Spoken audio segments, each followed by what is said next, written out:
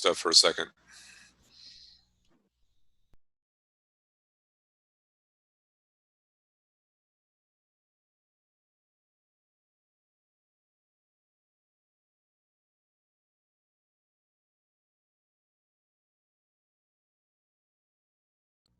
Okay, we're going to do an audio check in just a minute here as soon as we're up. So Brian, go ahead and hit your unmute.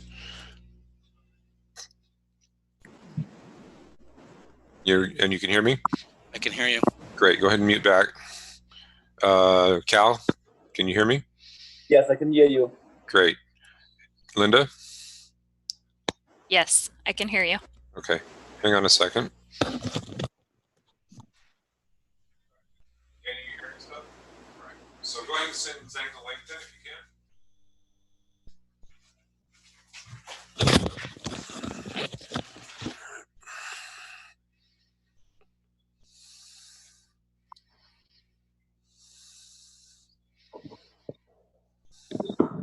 Morning, Jessica.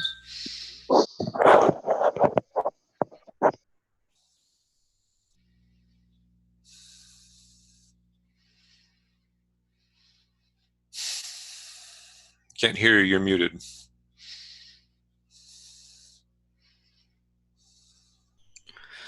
I'm cracking jokes to myself. And I'm sure they're awesome. Stop They're more it. fun. I'm sure they're more fun when you share them with people, though. All right. So we're asking everybody to stay on mute right now until we get everybody set up. Okay. I just want to say good morning to Linda, and I haven't seen her face in a very long time, and I hope she's doing well. Good morning. Thank you. You too.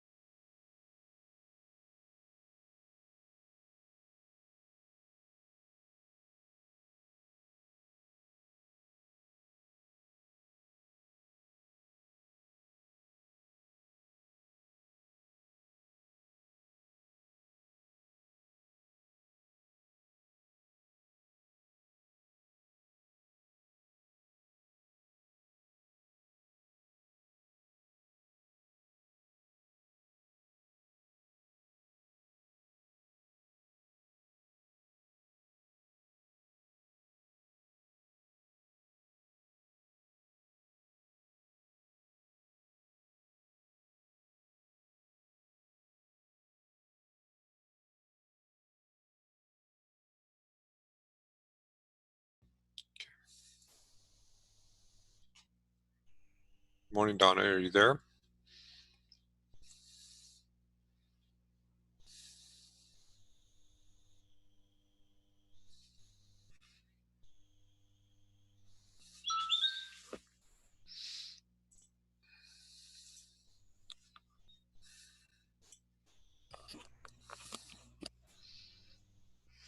Do we have any board members? Doesn't look like yet, right? Not yet, no. Okay. Let's see.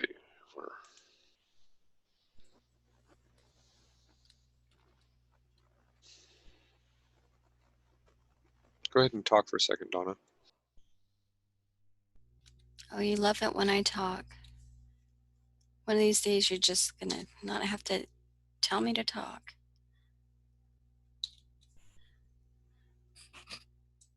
Can you hear me? Yep, I can hear you. Okay, good.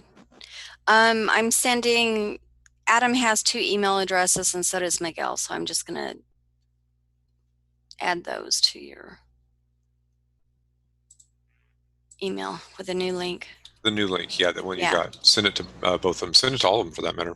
Make sure.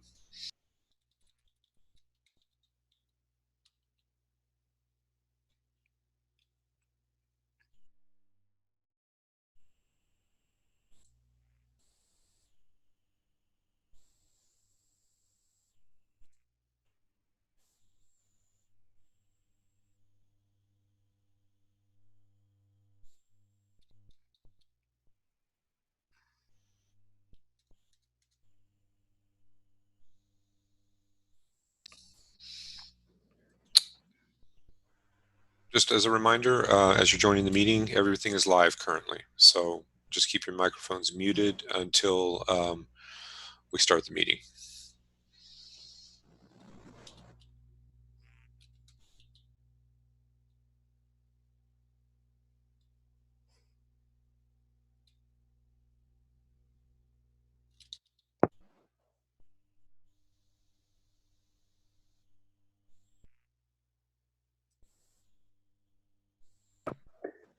Great. Can I just test? Can you hear? Yes, I can hear you. Yeah, I have to keep my cell phone to my monitor, and it shows different kind of screen. So I want to make sure it is still working. That's fine. Okay. There you go.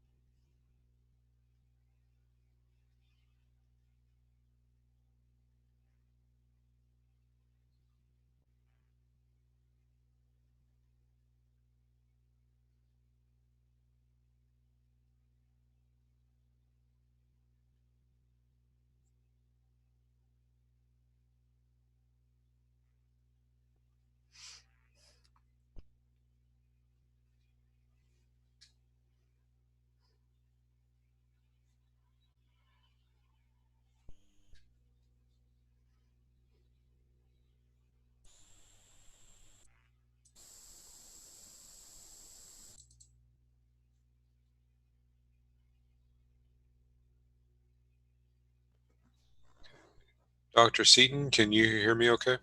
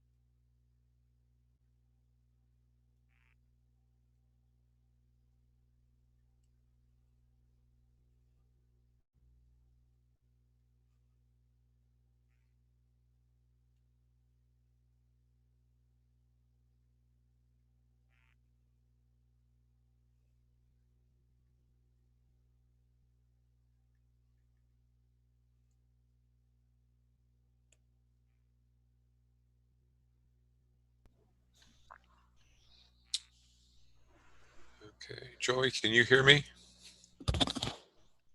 And Dr. Smith, can you hear me? I can. Good morning, Greg. Good morning, Shane. So we are live broadcasting, so we're asking everyone to keep their mics muted for the moment until everyone joins the meeting. Of course. Thank you. Perfect, thanks. I hear you now, Greg. Good, Joey. Good morning. Morning.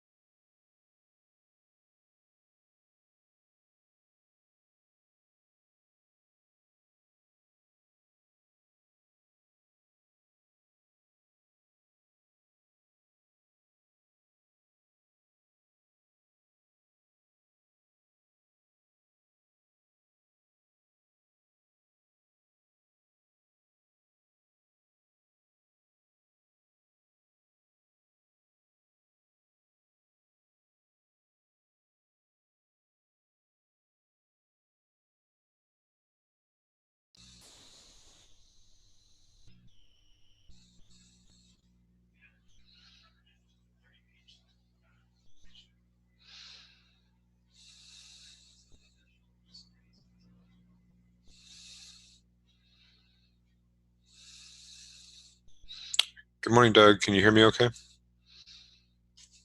Okay. We are live streaming at this point. Good morning, Dr. Seaton. Can you hear me okay?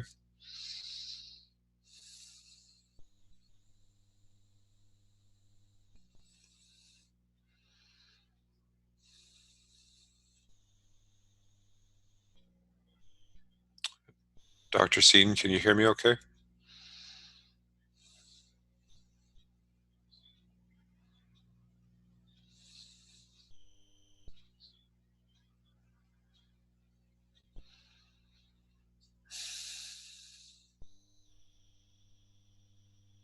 Good morning, Nikki.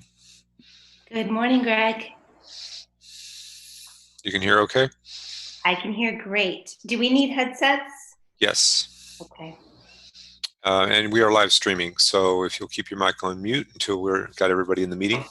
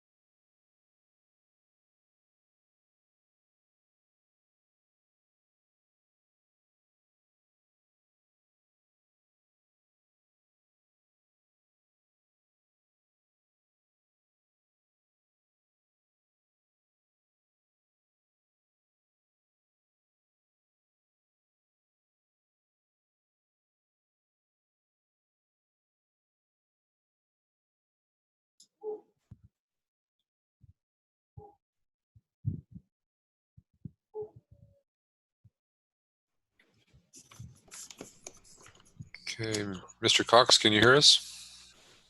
Yep, good morning. Good morning. We are streaming live. Okay. Do we have all of the board members here? I haven't seen Miguel.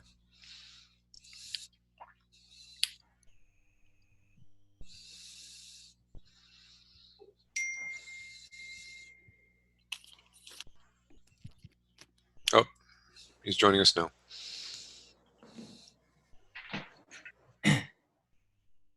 Good morning.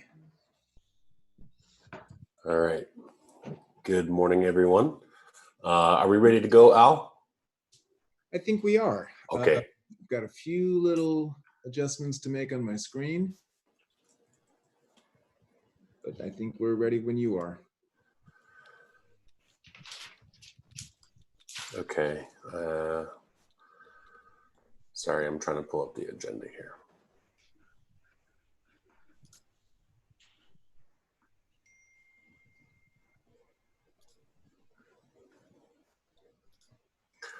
Okay. Good morning, everybody. Going to call the meeting to order. Ms. Kazakos, will you please call roll? Yes, good morning. Emily Langdon?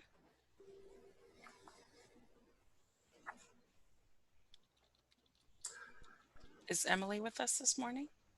I have not seen Emily join the meeting. My apologies. I should have mentioned that. Okay. Miguel Lopez? Here. Shane Smith? Present. Adam Cox? Here. Jessica Kazakis, I am here.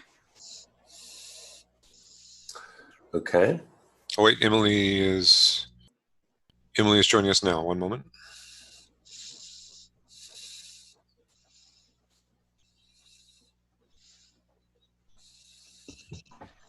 Good morning. We were just doing roll call. Emily Langdon? Present. Thank you. All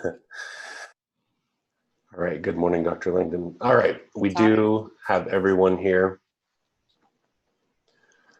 Excuse me. Ms. Kazakos, will you please lead us in the pledge?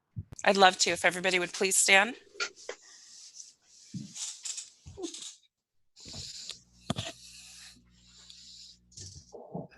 Do we have a flag this morning? I don't have a flag on the screen at the moment. You'll have to use a flag in your room. All right. Thank you. I pledge allegiance to the flag of the United States of America and to the republic for which it stands, one nation, under God, indivisible, with liberty and justice for all. I'll work on having a flag for next time. My apologies. All right. We are at item 1D, comments and or questions from the audience. And Ms. Berman, is it still correct? We did not receive any comments or questions. Is that still That is the case? correct. Okay, perfect. We are at item 2A, report section. And Dr. Rogers, please take over. All right.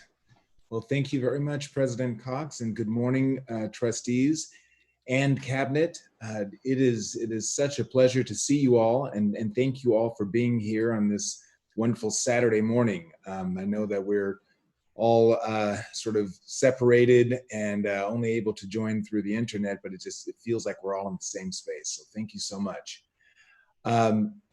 Trustees, this has been quite a journey leading up to this superintendent's report on the entry plan and strategic recommendations. As you know, we started a long time ago. It seems like it was last October when we were going through a process that led to a very intentional hire on the part of the board, a strong sense of mission and direction. And right from the beginning, working with the board, we performed a deep systemic analysis that involved an extensive level of homework for cabinet. And Doug Collins and Brian Meisenheimer and so many others will remember that that was an intense level of work. And I'm so appreciative of the efforts that they put into that. That work led to the development of a superintendent's entry plan that was developed in collaboration with the board that was to, after 100 days, result in a sort of refreshing or clarification of the board's vision. And it was to help us with a strategic framework for what work would follow. So that framework would include the theory of action for non-negotiable student outcomes. It would help the board and the superintendent to form what might be called a performance culture to guide the work of the organization. We would have a shared understanding of accountability and key performance indicators, and we would use that time to develop an effective leadership team. As a result of today's engagement, it is my hope and Cabinet's hope that the Board of Education will understand the activities and lessons learned from that entry plan. And additionally, I anticipate that the board will articulate strategic next steps for the organization by engaging in this interactive presentation. And I'm hoping some very specific issues is that the board will give me some direction on how to proceed with the organization's theory of action, how to proceed with the performance goals and metrics that will guide our work. And also, I'm hoping that the board will make a decision on some key resources like the Forecast 5 contract to support our improved performance in teaching and learning, human resources, and fiscal resource management and business services. Let's see, how do we go to the next slide?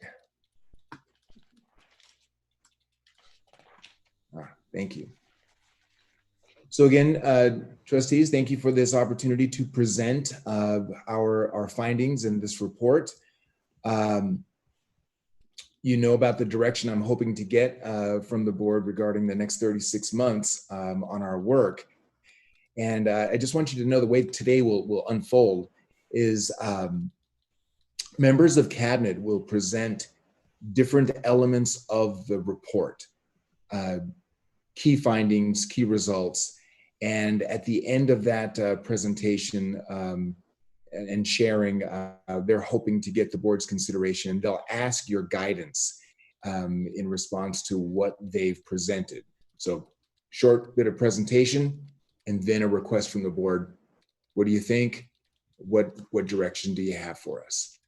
And then at the end of the presentation, there'll be sort of a roundup. I'll facilitate the roundup and make sure that we understand the board's intentions and the board's pleasures as a result of the discussion. So unless there is a question, without further ado, let's go to the next slide on what matters most, beginning with our wonderful CFO, Linda Park. Good morning, everyone.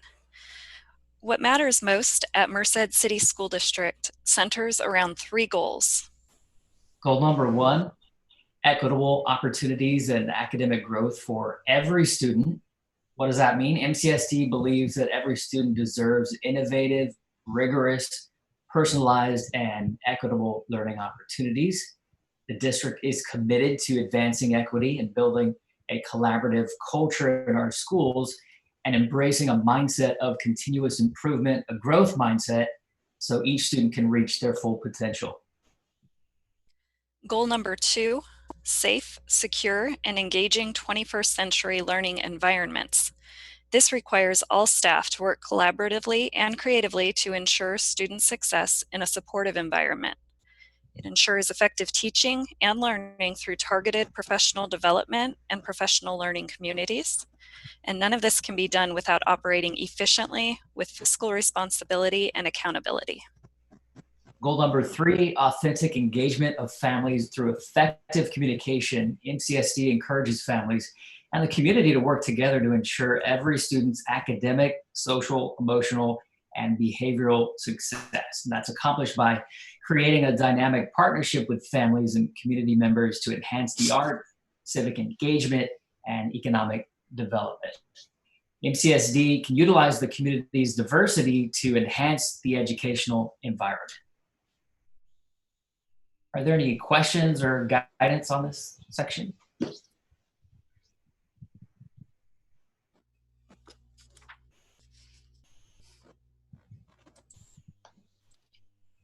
I have a quick question.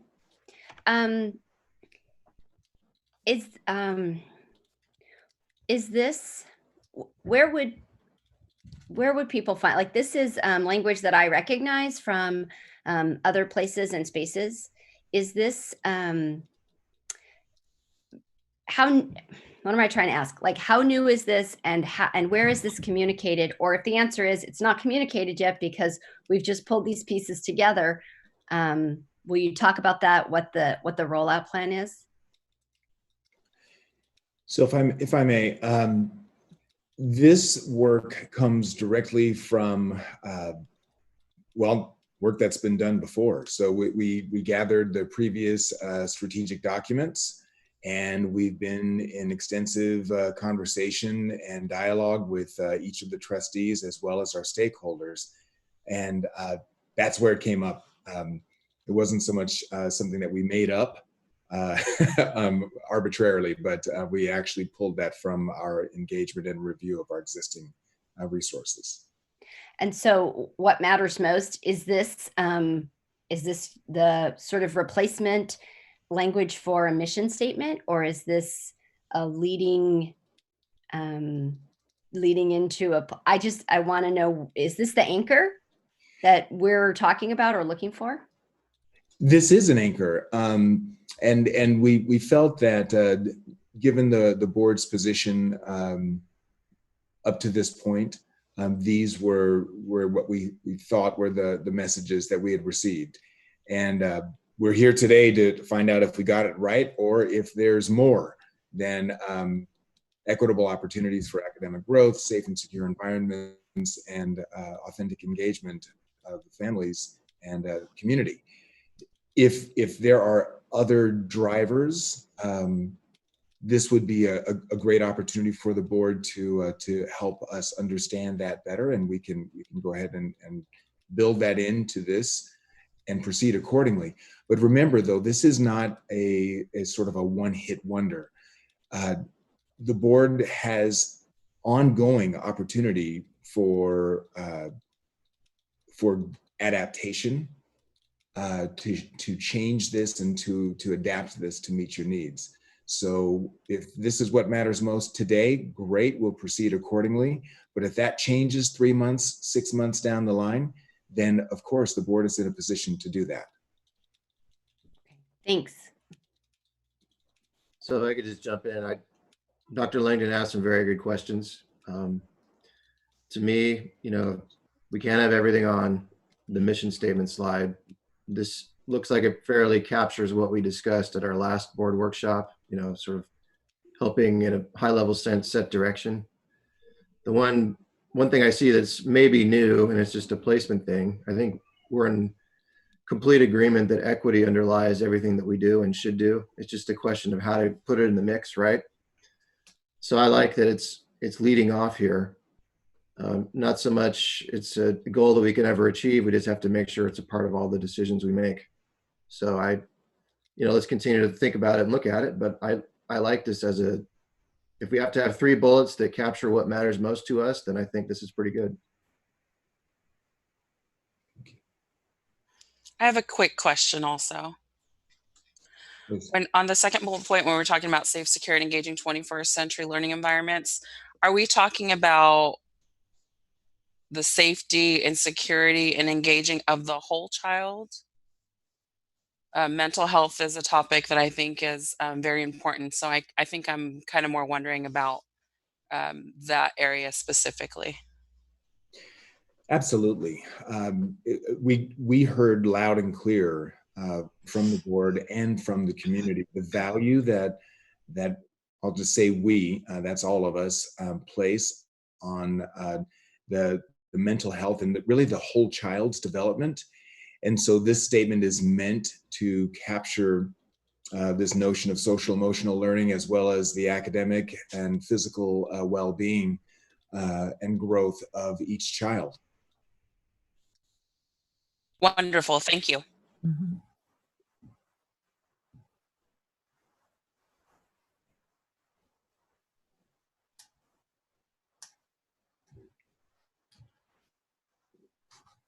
I believe that is me, Dr. Rogers. Yes, ma'am. Okay. I appreciate, yeah. President Cox, members of the board, thank you for this opportunity to speak to you today. My first time ever, day 2 on the job, and appreciate the feedback on the goals. I spent a great deal of time poring over all of your strategic priorities, the documents, the LCAP, everything that I could really get my hands on to understand what are the priorities of this board and of this community, and then synthesize them into 3 buckets. And that was done very intentionally. It took me a great deal of time to do that. So I appreciate that feedback, and not to say that we might not make some adjustments to those 3 key goals, but being able to articulate with precision what we want to do in an aim statement, in a mission statement, vision statements, goal statements are really key to being a strategic organization, because when we write with precision, the people within our community will remember the message. They can resonate, I think, more effectively with the message because they can see where they lie within that statement. And ultimately, that ends up with greater levels of commitment to the mission, to the values of the organization. And so that leads us into the theory of action, because the power of a clearly articulated theory of action lies in the specificity of thought and explicit reasoning that connects a particular aim to the actions that are taken to achieve that aim. There's a tendency to jump to action. We'll put a goal in place or a mission in place, and then we just begin acting. And in the absence of a clearly articulated theory of action, those actions might not align effectively and may not achieve our end. And we'd like to propose that our aim is that all students thrive as their needs are met. And the work of the entry plan, again, my role is to really been to look at the results of the entry plan, and in the short time that I've had, and really listen to this cabinet and you as a board. Really, I was informed a great deal on Tuesday to listen to your conversations, and that helped as we began to understand what are the drivers in the system that we need to focus on to achieve our aim, to achieve our goals. And those became evident as we looked at the results of the entry plan. That's been the purpose of the entry plan, is to really find the drivers in the system that will help us achieve our aim. And there's really essentially 2 main drivers that were identified. One is that we ensure a system that meets the physical, the social and emotional needs, and the developmental needs of our students, the whole child. The other driver is that we ensure a system where we acquire and train and provide for and retrain the most effective teachers and administrators and staff in Merced City School District. And those 2 drivers help us stay focused on achieving our aim.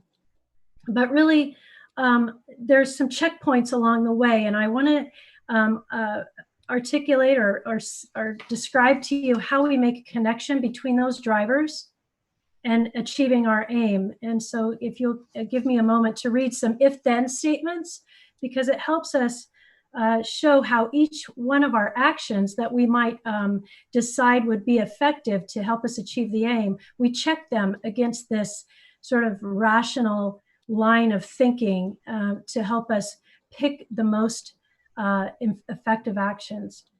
So if we acquire, train, provide for, and retain the best teachers and administrators in MCSD, then every teacher and every administrator will be able to ensure high quality teaching and learning in every classroom, every day, for every child.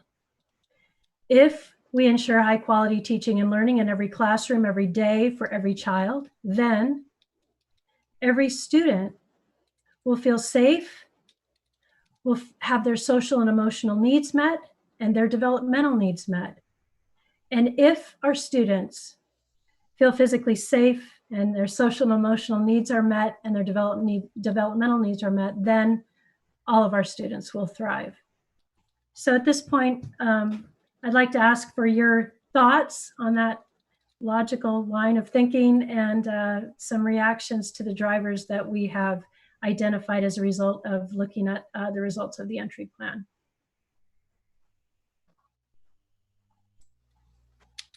Dr. Langdon. Thank you. I'm trying to be more organized and not just talk immediately. So if there are other people who want to talk, I want to put this out here. I do not think that our job is to, throw wrenches into the system. I saw the PowerPoints, looked at it, we got this in advance. It's super framing, very helpful. But I just have to put out there that we continually hear about two different groups, the teachers and the classified staff, right? There are these two separations between the people who work at MCSD, and they're not on here. The language is clear, teachers and administrators. Mm-hmm. And I fear that if we do not recognize their role, this relationship that I think your team is working on diligently, collaboratively, is not going to ring true. So I don't know. I don't want it to be just a throwaway, like, oh, let's just add staff. If they're not part of this equation, where are they?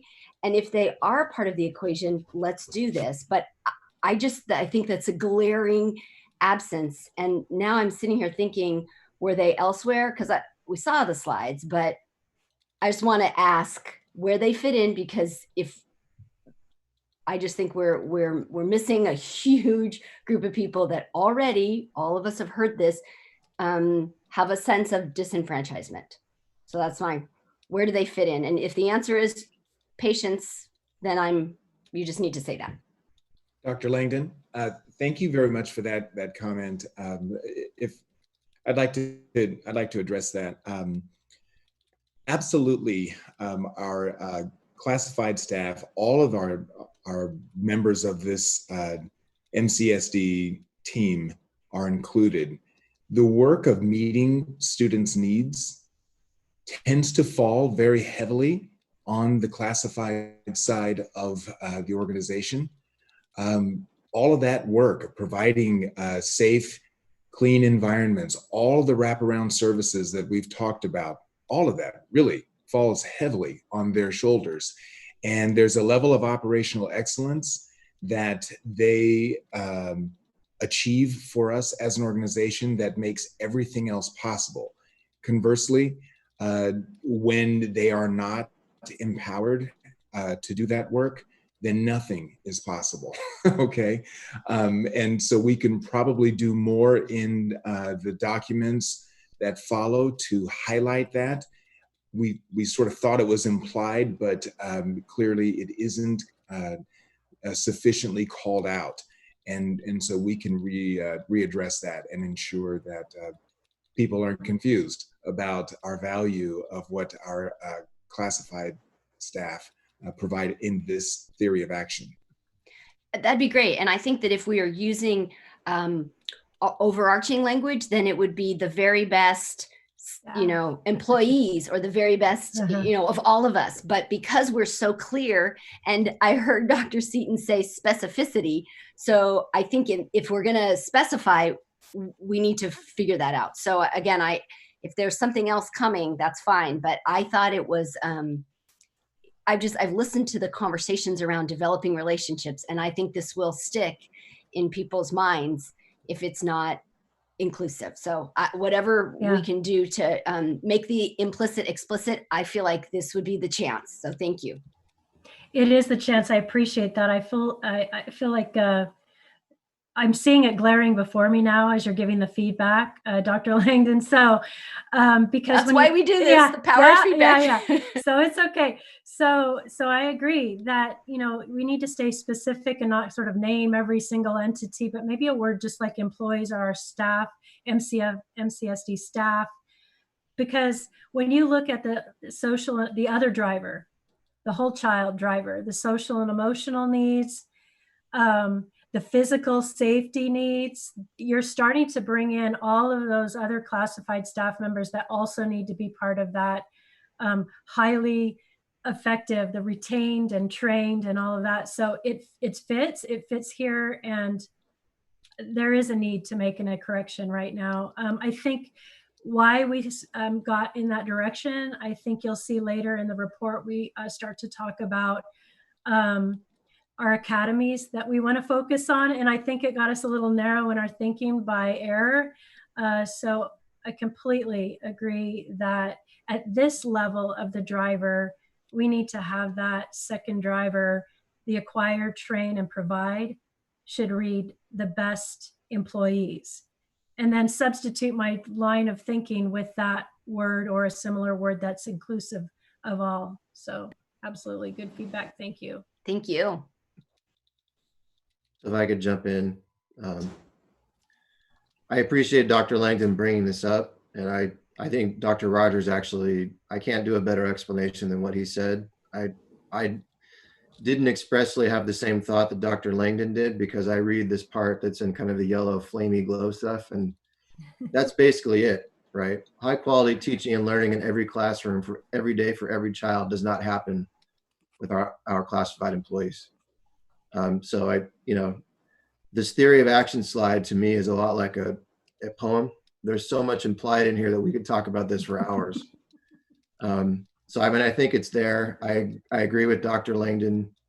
You know, when I talk to our classified staff and our friends at CSEA, you know, they legitimately, and I would agree, they think of themselves as educators, just like the rest of us. So maybe that's the word that could be put at the bottom there in the last clause as an alliteration, just for consideration. To move on, you know, Dr. Seaton, I can see just the layers of thought in this. And I really like the implied accountability piece in that bottom bullet, right? Because we're acquiring and retaining only the very best, right? We're already providing pretty well for folks, and, you know, we can always do better and have discussions, but the monetary piece is certainly there. We want to get a hold of and retain only the very best people. And I think that also implies that it behooves the board, the superintendent, and the district to provide the tools so that people can become the very best. So I really like the way that this ATPR bullet is phrased. Students thrive as their needs are met. I mean, absolutely, right? That assumes that every child has the potential for greatness. We just have to figure out how to provide them what they need and reduce the barrier so that they can do that. It also goes to another point. Kids have different needs, right? So, you know, for the people who email me, our GATE kids have different needs than our kids who are in gen ed and maybe in special ed, you know, and we don't want to categorize children, but we have to recognize that there is a spectrum here that we're servicing. And so that's also implied, right? If we can identify the needs, we can identify the barriers. That is something the adults can take care of, and the child will grow and learn on his or her own. So I think it's a very astute way to phrase at the end of the day what we're all about here. Okay.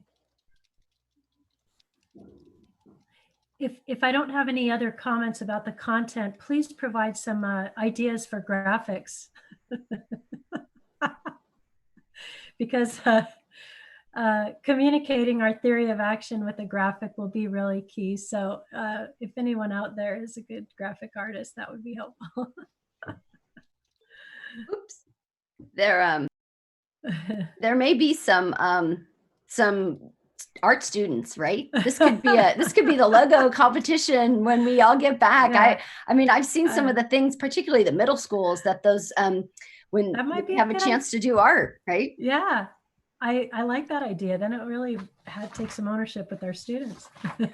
I just have a couple things to toss in because my mic is on, but I just want to point out the power of the verb thrive. I think that's really potent, and I do think that there's I love Dr. Smith that this is a poem, because of course I really am not good at poetry, but I think there's so much, I mean, teasing this out. I think that the one thing that I wanted to say, just as an overarching comment that I saw and resonated with and was relieved to see, was in my post-secondary job, we talk about asset versus deficit thinking, or frames and paradigms. And I just think the asset piece is here. I am tired of going to meetings wherever and hearing that, and blaming kids, right? This is on us. And, Dr. Smith refers to the adults. This is on the district and the resources we get these aligned, because these kids are, they need to thrive. So I like that this isn't, let's fix the kids. This is about what are we not doing to serve our community and the children of our community. So the asset paradigm is very powerful. And you don't use this language really specifically, but the verbs and the frame and the lack of blame is really refreshing. So I'm not sure the graphic is all that what you're looking for, but I think the language in your excuse me, in your goal of specificity, just the power of that one verb speaks volumes. So I was inspired when I really got to dig through this. Okay, thank you. Okay, we're going to proceed next to what actually happened in the entry plan results. And so next slide, please. And I think we have Brian Meisenheimer.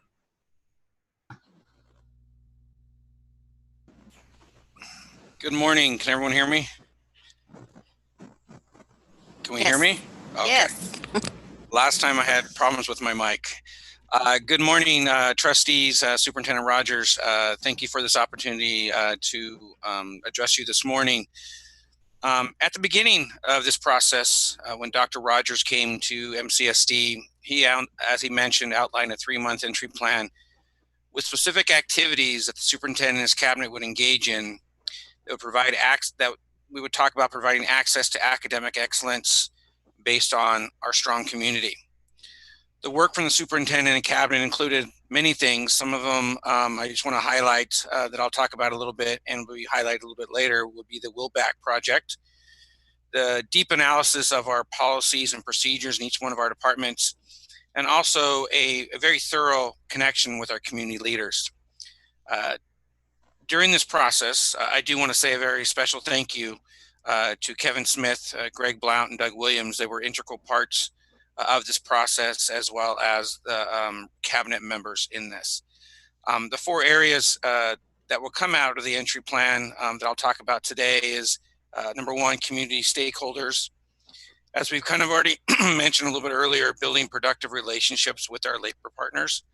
Also, that Dr. Seaton had mentioned, the ATRP, acquire, train, provide, and retain the very best employees.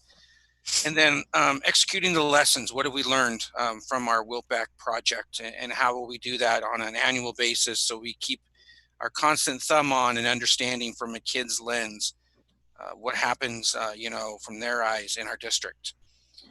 So on the first bullet of community stakeholders, obviously we want to have insight and understanding from our various stakeholders.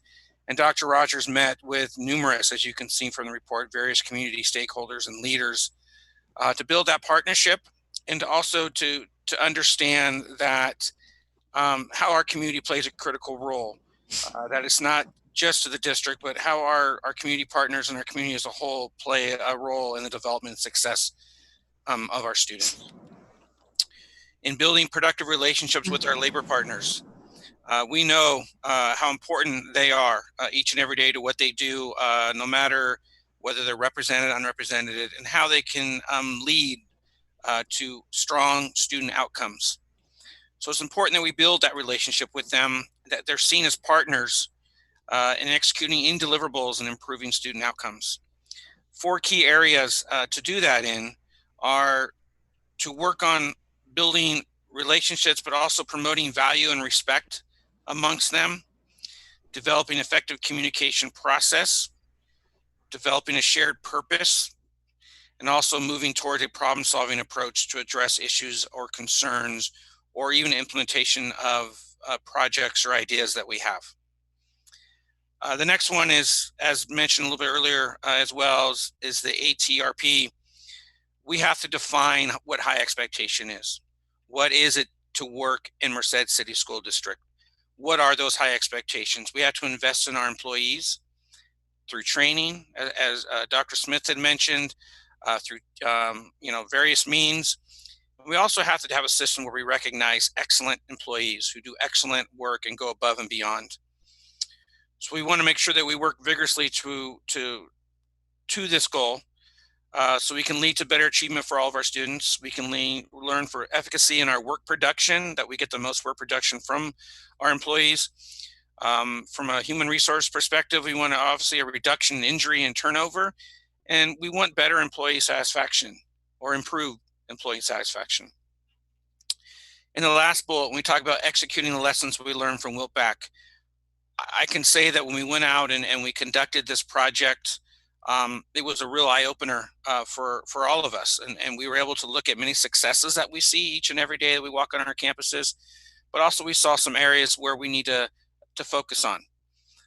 And so I think this was a very powerful, engaging lesson for our cabinet members and Dr. Rogers to partake in.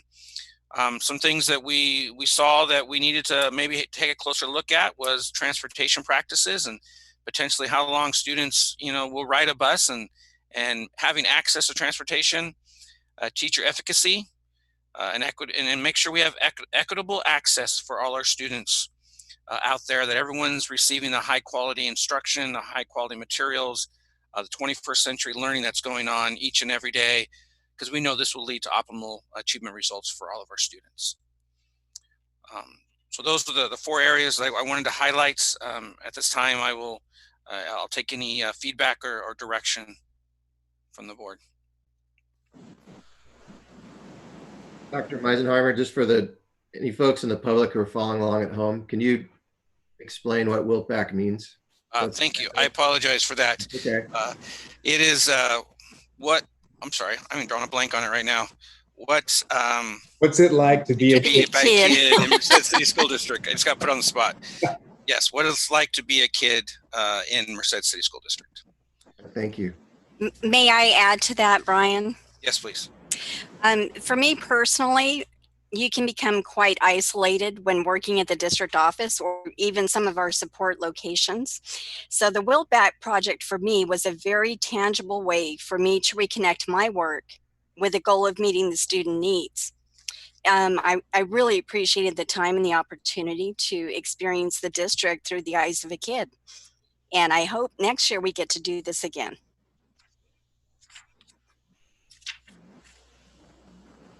Count on it, Donna.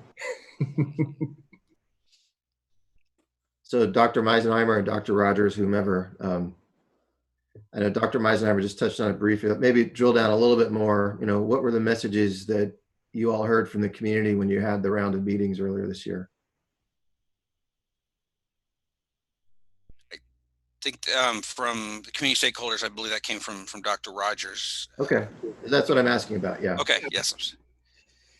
So, community stakeholders, it's a wide range of folks, right? So we heard some consistent themes and some were very specific. The consistent theme was we want more. We want higher levels of performance from our students. It's clear that too many of our students are performing below what we might call their potential, or a grade level proficiency. And the community is aware of it. While we do have several bright spots, the majority of our students are not having the best experience, and it's not what we want as a community. I also heard from community stakeholders that they want more avenues for participation, meaningful participation in what's happening in our schools. So that doesn't just mean they want more say in the budget. It means that they want to be part of the expanded learning experience for our young people when we are going beyond what can be done in a traditional classroom setting and getting kids some real world experience. This community wants to be part of that. They want to be engaged and supportive as much as they possibly can, so that the youngsters develop an appreciation for the resources that are local and that are hopefully going to be part of their adult lives after their education here in our Merced schools. And then we heard also just a lot of, and I say we, that's not the royal we, because my cabinet colleagues were also able to be part of this community stakeholder engagement campaign. We also heard just a general support for our teachers and our staff. People in Merced love their schools, and they love who we are together as a community. There's a lot of pride out there, and they were very encouraging, very enthusiastic, and so there was a general message to don't diminish, don't dampen your expectations or your vision for what we are capable of as a community. We're capable of so much, so the sky's the limit. And they encouraged me and all of us to aim very, very high. Well, thank you. I'm glad that you all did that, and those all sound like some themes that I can get behind. Thank you.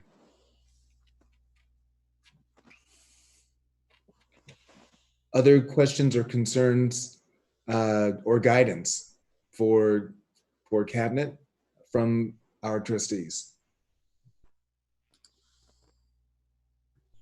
Hearing none. Next, we're going to go into some lessons learned from this 100-day process. And we'll go to Nicole Hamlin under lessons learned. Get a little bit more specific. Thank you, Dr. Rogers. So good morning, everybody. This is basically kind of reiterating and reinforcing and building upon the conversation that we were just having. During the collaborative facilitation of the development of this report, I had the honor of listening and learning about the dedicated work taking place in Merced City School District. I'm incredibly impressed by all of the work already taking place, and it's an honor to participate in building upon that work. Cabinet reflections on Wiltback led to conversations about areas that need improvement in Merced City School District, which I've now had the opportunity to be a part of. Areas of concern included student transportation, which Brian mentioned. For example, kids are just spending way too much time on the bus. Teacher efficacy, which Brian also brought up, also emerged as an area that requires attention toward creating consistency and supporting growth. The concept of a master teacher academy and a similar approach for district administrators was developed. Cabinet members observed warm, welcoming, and professional staff, all staff throughout the district, and many teachers embracing the use of technology in their classrooms, which is wonderful. Which was already mentioned, the idea of Wiltback as an annual activity received general consensus in order to ground us in our work. In other words, make sure that we stay connected to the students that we serve. Overall, creating sustainable systems emerged as a major priority. That's the summary right there. Do you have any questions or feedback on that? Ms. Hamlin, what does it mean to build sustainable systems? It means that the systems that we build are not based on the people that are implementing them. They are based on the students' opportunity to participate and be successful no matter who is in front of them or what is happening. It's going to happen no matter what. So an example of that would be high expectations, which Dr. Rogers talked about a little bit. The concept that MCSD students can and will be successful.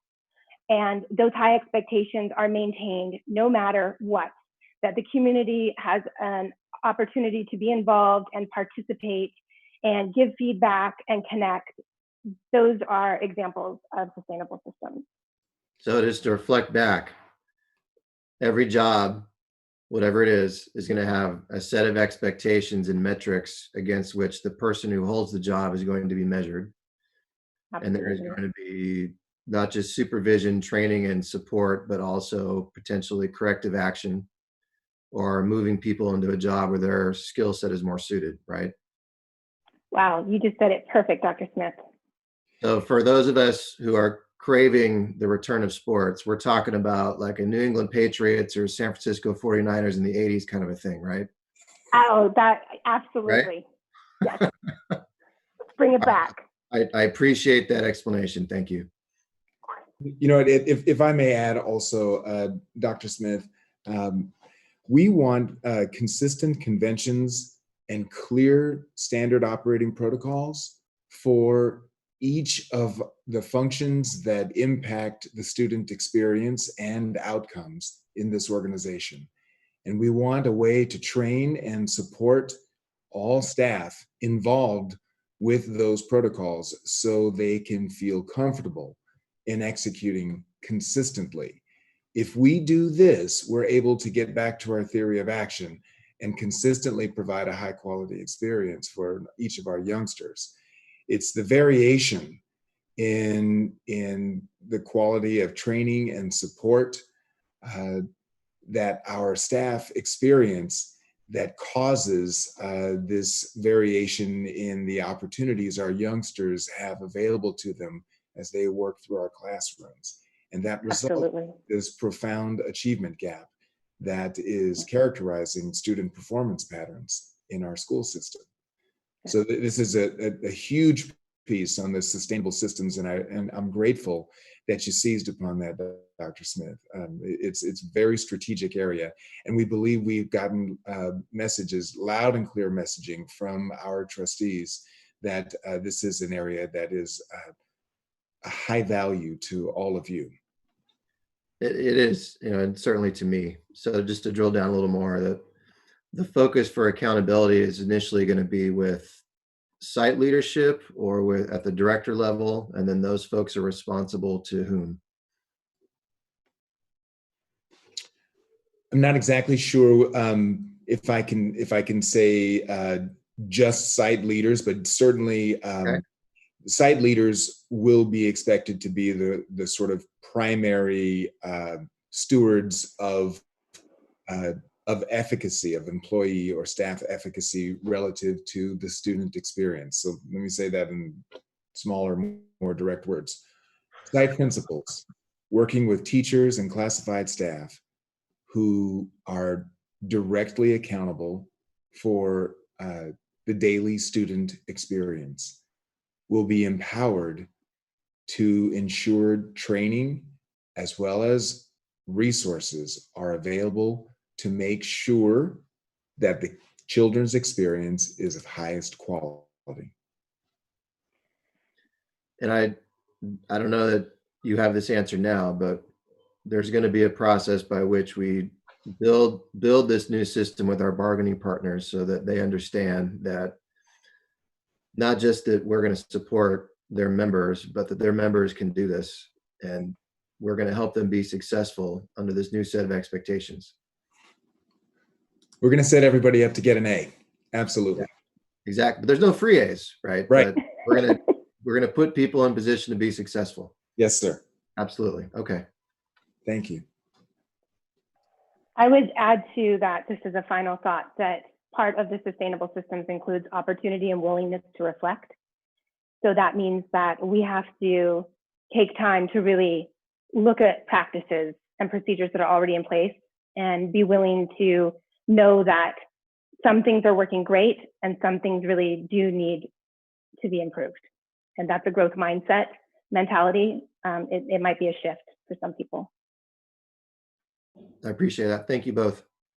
And Ms. Hamlin, that involves getting feedback and being open to feedback and not being defensive about feedback, and really, you know, reflection can't happen in isolation. And so I think this is directly connected. The ability to set up a system that is embedded in your organizational culture is connected to your ability to communicate authentically. Way back on the early slide, authentic communication with multiple sections of our stakeholders in our community. So I see this Venn diagram forming, and a lot of these things are overlapping. Yes, I am right there with you. Absolutely. It's so important that we take that time to really have an open mind about what we're doing. Could I just add something really quick? Dr. Smith, you had mentioned, you know, with our labor partners in a previous slide, I mentioned about coming to a shared purpose. And I think that when we meet with our labor partners, that would be part of developing. You're absolutely right. What does it mean? What are the expectations? Everyone has to know what that is. But that would certainly, in my view, I think in our view, would be that, you know, that would be a shared purpose for everybody. But what does that look like? So certainly something to work for. Yeah, no, that's a great point. And as Dr. Langdon said, based on a collaborative effort, everyone has to be working together. There's no, I did this and I'm doing that. It's all of us. Right, absolutely. Well, thank you, staff, and thank you, trustees, for your feedback and your guidance on that. We're gonna kind of keep moving forward in this conversation. You've heard about the lessons learned from the entry plan, and we're kind of going to transition the conversation to what's it look like to act on these lessons learned, and how might we ensure quality results as a result of that action. And for that conversation, we have Doug Collins and Cal Pond to help us. So I'll transition and invite them to proceed. Good morning, everybody. Good morning, trustees, Dr. Rogers. Dr. Pond and I are excited to share this next slide and this information with you. Quite frankly, a lot of information that will be included in this is being discussed right now, which is, I think, really important. I keep hearing the word feedback, and I love it. I think in times of my time as a principal, and the amount of times that I said to my team, look, this is us together. Bring the issues, bring the feedback, bring this. So we want the best experience for our students. And so I'm going to hand it off to Dr. Pond. He is going to start as far as the highlights from the superintendent's report on this section with kind of the highlights of our current reality, and share some data, which I'm sure all of you are up to date on. However, I think that Dr. Pond will be able to frame it for us, and that'll help frame the discussion and then I'll come back in and talk about some of the action steps of what the superintendent's report is looking to achieve. Dr. Pond will jump back in and we'll talk about some family engagement, and then I will finish up with some solutions on that continuous improvement and results that the Board of Education can expect. So Dr. Pond, it's all you.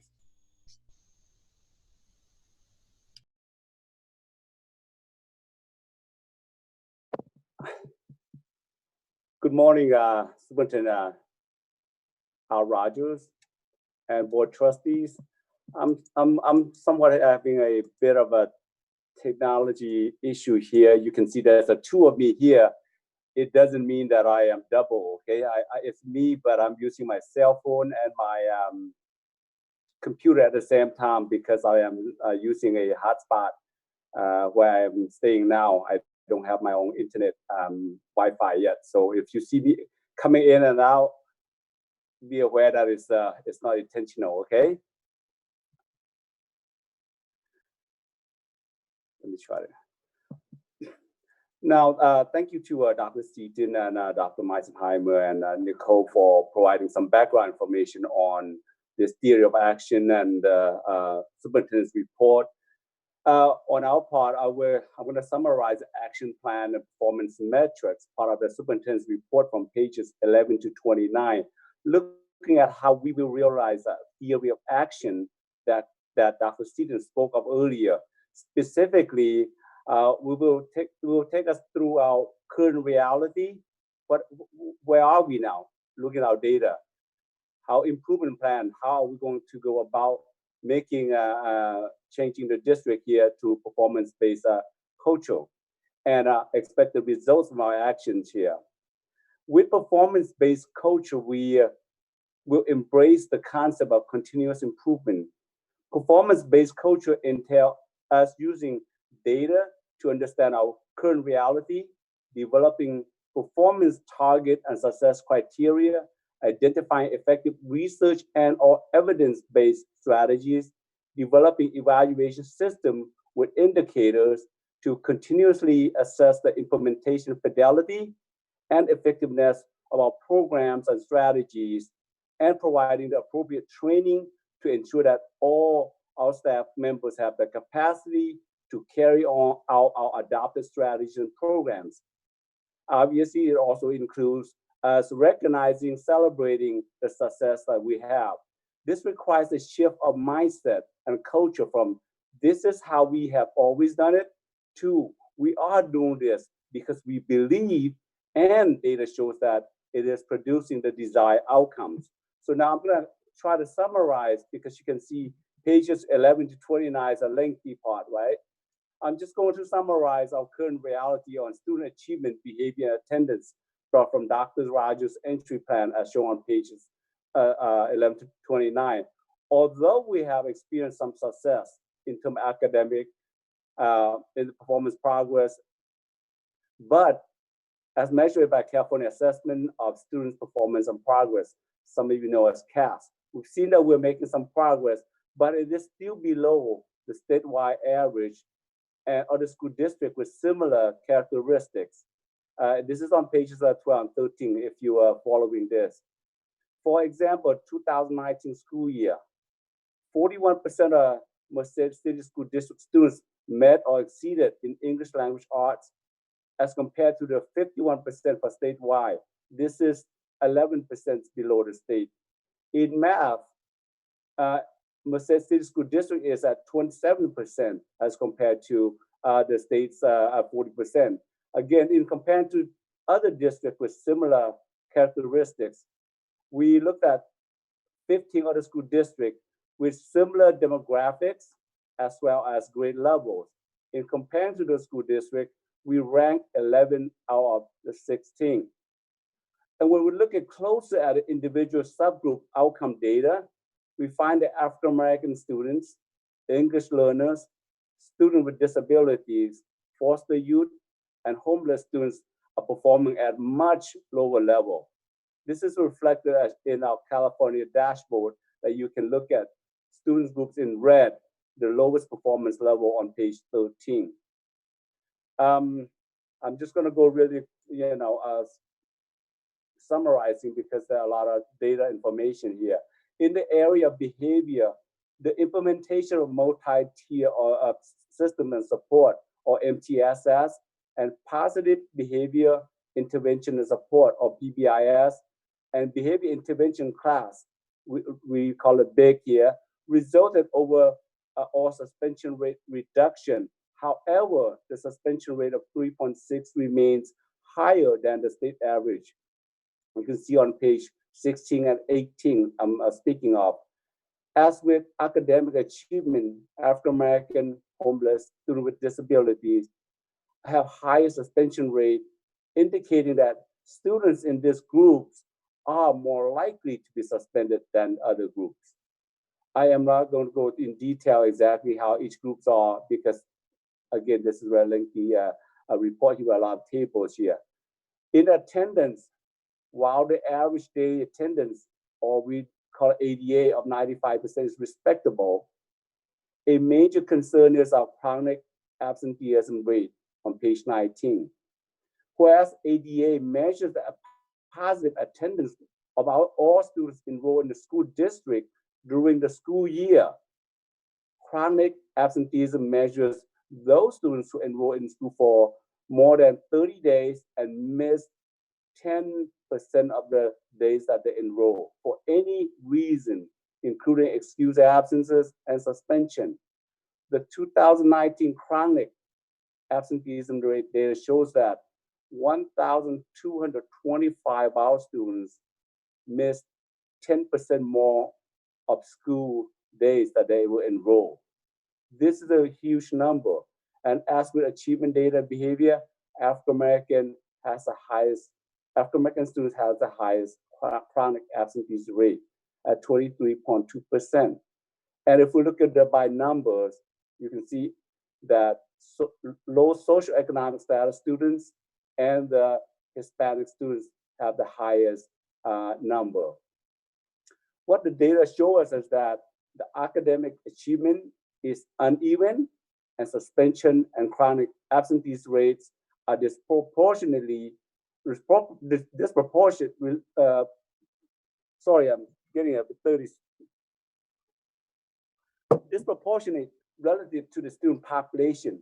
There is a need for us to evaluate our system of operation and practices to understand why the outcomes are as they are, and develop and or adopt the necessary research and or evidence-based strategies and programs as necessary to ensure that all students, not just some groups, are successful in our school district. So now I'm going to turn back to Doug. Can you take over from the other part? Sure. Thank you, Dr. Pond. I want to emphasize the highlights that come from the same pages, because the next part is part 2, which is kind of a summarization of how will improvement take place. Probably the best way to start, and it's already been discussed to some degree. And I think that even though I know how much the board loves to be read to, I want to read part of this too, because it's so important, because I think it captures the intent of where we are going. We have to, MCSD leaders must revise policies and practices that contribute to opportunity and achievement gaps, and create system-wide reform efforts that prioritize academic expectations, access to learning opportunities, high quality instruction, resource allocation, and accountability to achieve educational equity. So while I don't like reading to the board, I think that it's a fantastic start to the discussion here on how is improvement going to take place. I am sorry, there is a fly coming at me. So one of those pieces is building sustainable processes and procedures in the district. This has been discussed quite a bit already, and I don't necessarily want to rehash it or go into great detail on it. But what's clear is what Nicole mentioned earlier. We cannot have a system that is reliant upon a single person. A system must be sustainable beyond the personnel involved. And so that is something that has been very important to me throughout my career, is building a sustainable system where I am, so that wherever I leave, or whether it be a school or otherwise, can sustain the efforts long beyond the personnel piece. So that is what we have to do across the board. This is not something that ultimately I'm sorry, there's literally a fly flying on my face. The other piece that is important to this is we have to, as adults and as students, we have to embrace the growth mindset. Dr. Langdon mentioned it earlier regarding feedback. This is about understanding and learning every day through the process of effective feedback. And it can't be something that creates lines in the sand or anything like that. It has to be something that we engage in regularly if we're going to do the best we possibly can for our students in Merced City School District. Another huge piece of what improvement looks like will be what has also been discussed to some degree, and that is hire, train, and retain the most qualified and dedicated staff at all levels. And so you mentioned earlier, and I think Dr. Langdon, you brought up all staff, and that was a discussion for Dr. Seaton and some of the feedback we received there. I can tell you for sure that's the intent. It is absolutely always the intent. So clarity in those words is really important. So I agree, but it is later in this report very, very specific that it is all staff. And then we have to transform our culture into performance-based culture. You just heard Dr. Pond go over all of our current reality data. And if we are not having effective conversations surrounding that data, then we will not transform into a performance culture. And so that has to be a key component for what improvement looks like. Another huge factor is educators are continually challenged right now to keep up with the demands of the 21st century classroom and learning. And that means all staff. That does not just mean teachers.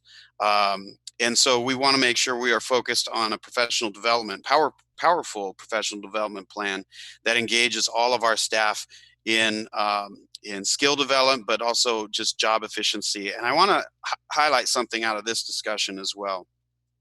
One of the things that Dr. Rogers and I have discussed is, as you know, you've approved kind of a different management structure. And one of the assignments that I have been given is to directly supervise, directly provide mentor and coaching to our site principals. And I will tell you that in some ways, some of the structures that are in place, almost it's exciting to think of being a principal during this time. I think some of our processes and some of our embedded or longtime practices have created a little bit of site leadership based in compliance as opposed to leadership and really leading and pushing the envelope. And so I've loved in these 4 or 5 months transformation of the conversations that I am having with principals one-to-one and in smaller groups about that transformation as far as site leadership in being an instructional leader on their site. And I will tell you this too about all 18 principals is they are excited. They are excited to engage in this and excited to learn. One of the things that I just mentioned about the professional development, here's a big factor. We want it to be needs-based, based on what the principals and the staff and teachers at that site need in order to improve for their kids at the school. And we want to be able to provide that service to them. And so we're already developing a new process system for how sites engage in that powerful professional learning. Another large factor has already been mentioned for how improvement will take place is development of a master teacher academy. And this will consist of coherent set of professional learning policies and activities that result in improved educator knowledge, skills, mindsets, and ultimately, of course, student learning. And so these factors or these elements of that will be like multi-year individual learning plans for professionals, content mastery, core curriculum competency, diverse learning supports, and quality PLC engagement, professional learning community engagement. Another large effort that will be made will be the development of a site leadership academy. And that will ensure effectiveness and sustainability of high quality site administrators. And it will emphasize equity, access, opportunity, empowerment for students and educators and their stakeholders. These are huge, and I'm so excited for those. Dr. Seaton's work, Brian, Mr. Meisenheimer, myself, and the team working with all of our staff to create these opportunities for our staff. One thing that I want to highlight here very quickly is it's been mentioned, the teacher efficacy and the power of collective efficacy at the site is huge. The definition of collective efficacy is a group shared belief in its conjoint capability to organize and execute the courses of action required to produce given levels of attainment. So to sum that up is when a team believes strongly in what they do together and have a shared sense of ownership at a school site, the sky's the limit. In fact, John Hattie's work shows that that collective teacher efficacy specifically is greater than 3 times more powerful and predictive of student achievement than socioeconomic status. And so the reality is this is where a lion's share of our work really needs to be pointed. And so that leads into more discussion regarding the professional learning community or network communities of practice. And we have to dive deep in order to make sure as a district, MCSD has talked about professional learning communities for a long time. And there are some pockets at every school that do amazing work in their professional learning communities. And I compliment all of our team members out there for that. But there's also many areas where we can actually build a professional learning community that is genuine, with genuine feedback, reflection, focused on data and student performance, where they're currently not. And so that work is huge. And that transformation is going from a group, quite frankly, to a team. It's a very different dynamic, and it is hard work. And it's even hard. It's probably harder work with adults than it ever would be with students. Students are happy to jump in and engage and do that work. Sometimes adults, we have a tougher time with that. And so I'm excited to continue in depth with that. We are also going to focus on ways we are going to improve is on expanding 21st century teaching and learning. We have to, every student must master far more than just core content. They have to have critical thinking skills, creativity, communication skills, and the ability to effectively communicate collaboratively with their peers. And so in order for that to happen, every educator, and when I say educator, again, I'm emphasizing all staff, has to believe in the capacity of every student. And regardless of what their background is, and we believe that that can happen. We are also going to, in the age of this pandemic, we're learning a lot about distance learning, and we are going to in-depth continue that learning, and we're going to get better and better, and we're going to leverage our technology to deliver high quality, equitable educational opportunities. And I will go out there right now and to say that as a district, and quite frankly all over the state, nobody's perfect at this right now, especially at the K-8 level. But part of our commitment is we're going to continue that improvement to get better at teacher-student connection, better at the learning structures and sequence in distance learning, content presentation, engagement, and feedback opportunities. Since I'm going a little long, I'm going to skip the rest part, but just know that that distance learning part is very, very important to where we're headed. The next part, I'm going to tag team back over to Dr. Pond for a quick review on family engagement in the community and that continuous improvement. And then I'll jump back in for a quick summary at the end.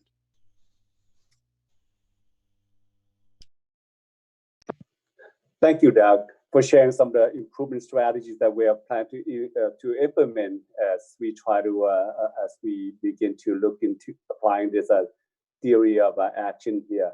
Another important component of improvement strategy is family and community engagement. This is on pages 25 and 26 if you're following. You know, our parents know their children much better than we do. Our community knows the community and neighborhood issues much better than we do. We can provide our expertise on curriculum instruction, but our children are impacted by more than just what we do in school. They come from different cultural, socioeconomic background and experience challenges that many of us have not experienced. Our community and parents are our important partners in the development of LCAP, school plans for student achievement. Parents and community will also take active roles in school site council, English language advisory committee, as well as other school and district activities. We understand, though, that parent engagement is challenging for some of our parents, especially those of low socioeconomic background and non-English speakers. It is incumbent upon us to really develop strategies to engage not just some, but all parents. I think together we can develop more appropriate and supportive programs to support our whole child, not just in education, but social, emotional, as well as other needs that they have, as Dr. Seaton mentioned earlier, that all the needs need to be met. Doug, should I go into the goals and objectives, the results, expectation, or are you going to go into that? I am going to take care of that. Okay, then and then that's it. Okay. As follow up to that, ultimately we want to build a performance-based culture of continuous improvement, and that happens with a culture of trust, professionalism, and shared accountability. I heard multiple times earlier in the conversation, Dr. Smith and others, about accountability, but coming with that is that feedback and the development of trust to develop proper feedback and growth mindset, et cetera. And that's what really is going to become the foundation of this performance culture. The core elements of that is school level leadership priority setting for improvement, ongoing coaching and mentoring and improvement, and data and evidence to inform improvement. And we are, as in the plan you see reflected there, we will be highly focused on three major pieces of that data and performance indicators, specifically for our 8th graders, high school readiness, for our 6th graders, middle school readiness, and for our 2nd, 3rd grade readiness. Now, to achieve a high performance culture and to get that, and I liken the term, I like high performance because it makes me think of like a sports car or something like that. And the reality is that we need a Ferrari when it comes to our data system. And we didn't have that, and we don't have that, and currently. And so ultimately what I want to review with you, and it'll be part of the next conversation once this presentation is over, is that we would like to engage with a company called Forecast 5. And essentially, Forecast 5 is the Ferrari. Everything that we would need will be provided from a data perspective. And Forecast 5, let me just try to sum it up, offers a faster, easier, more flexible, and versatile alternative to traditional spreadsheet-based methods.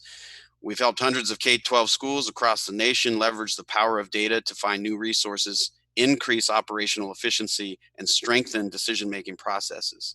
I want you to hear in that paragraph the foundation of providing the data, the accountability, the efficiency to strengthen the decision and the processes.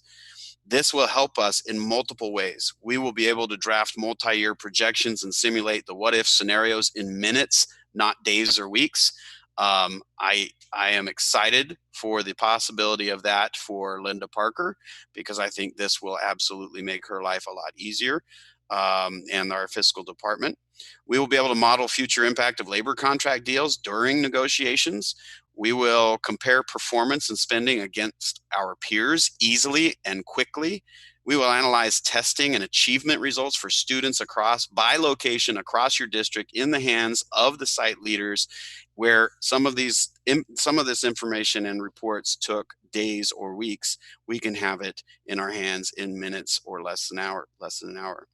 It'll also help us communicate and collaborate with our education peers, and collect and present complex data through powerful, colorful, attractive charts and visualization for both the Board of Education and our stakeholders.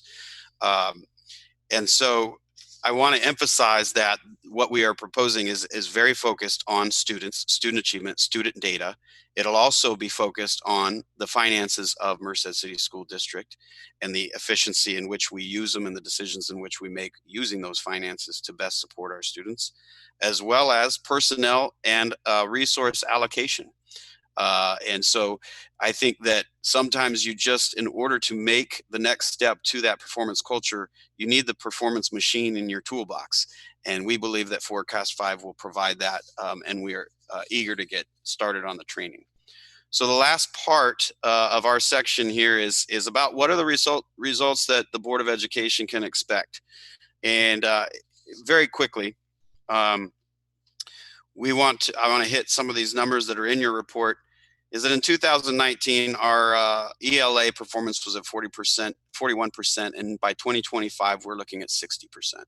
In mathematics, it's 27%, and in 2025, we are looking at 50% of our students being at or above proficiency. By 2023, we would love to see numbers, and we plan to see numbers of 80% of our teachers feeling very confident in their teaching core content standards and in meeting the needs of diverse learners. In the focus on culturally responsiveness and supportive climates, in 19, we had overall suspension rate of 3%. By 2025, we want it to be below 3%. For African-American students in 2019, we're at 11%, and we would want to reduce that by over half to 5% in 2025. And for students with disabilities, we would like to, in 2019, we are at 7% of discipline and suspensions for students with disabilities, and we look to drop that to 4%. And we would like to have, and we will have, 80% of our students, staff, and families reporting a high level of perceived sense of physical and emotional safety, which speaks to Jessica, Ms. Kazakos, your commentary earlier for social emotional learning and taking care of the whole child. And lastly, on chronic absenteeism, our overall rate in 2019 is 11%, and in 2025, we would like to see that at 6%. Foster youth is currently chronically absent 18% of the time, and we want to see that reduced to 10% in 2025. And in 2019, our homeless chronic absenteeism is at 57%, and we are absolutely not okay, and we want to reduce that by over half. So with that, I know that there is an entire team here that can speak to various parts of this part of the plan, but we'll entertain the feedback because that is definitely the theme of the day.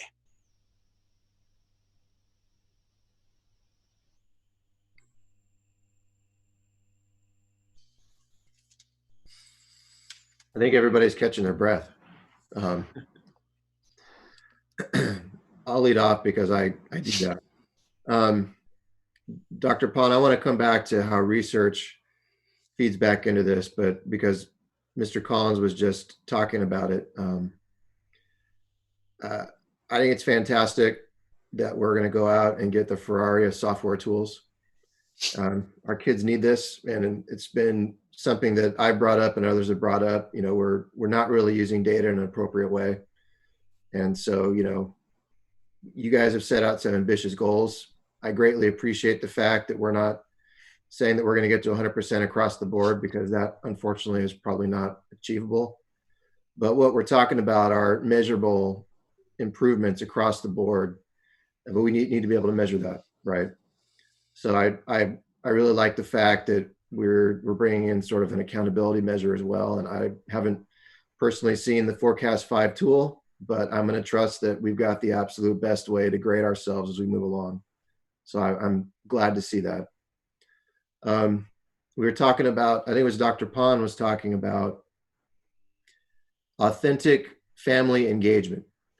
And he raised a point that made my ears perk up that I don't know that I've ever heard in these board discussions, which is we are going to focus on talking to families who are struggling or disadvantaged and maybe don't speak English. I know from my own experience as a trustee talking to our constituents, that's probably where the easy wins are.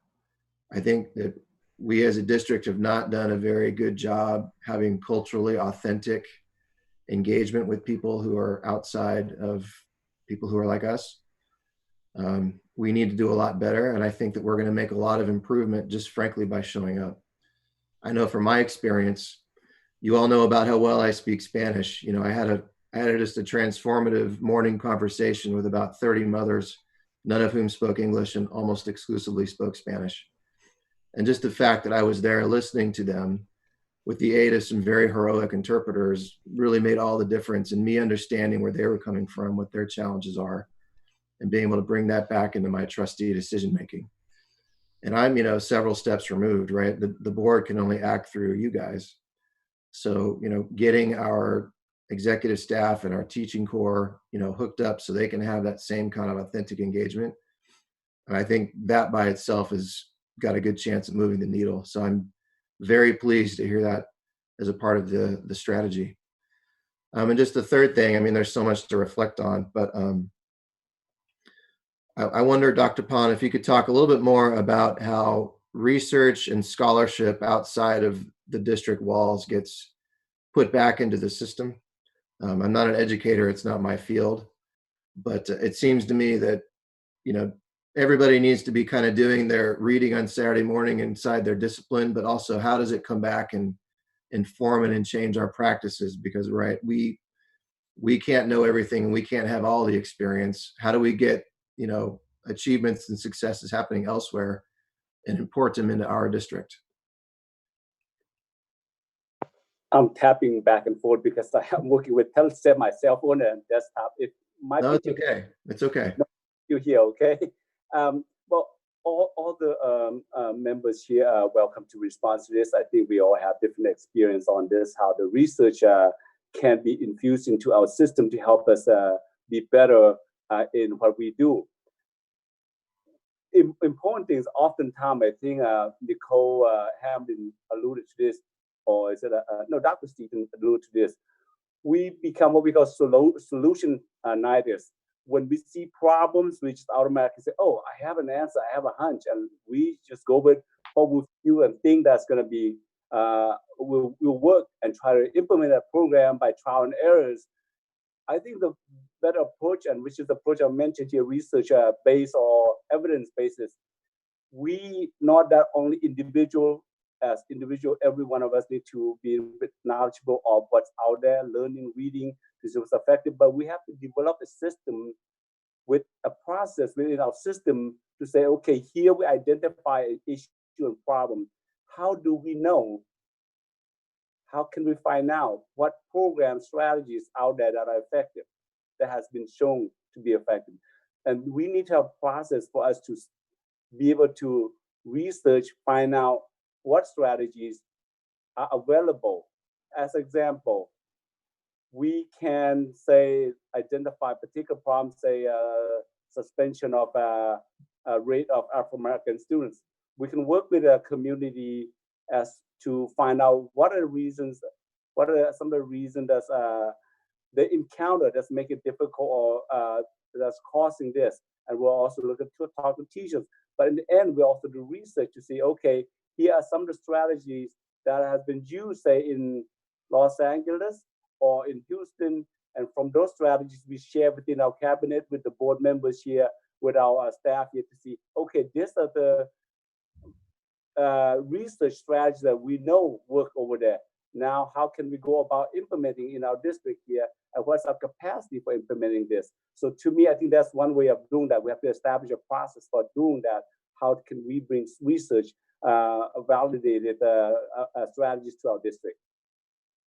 So could research and publications from outside the district, could those be discussed in, say, the professional learning communities, or maybe as part of the academy framework? Yes.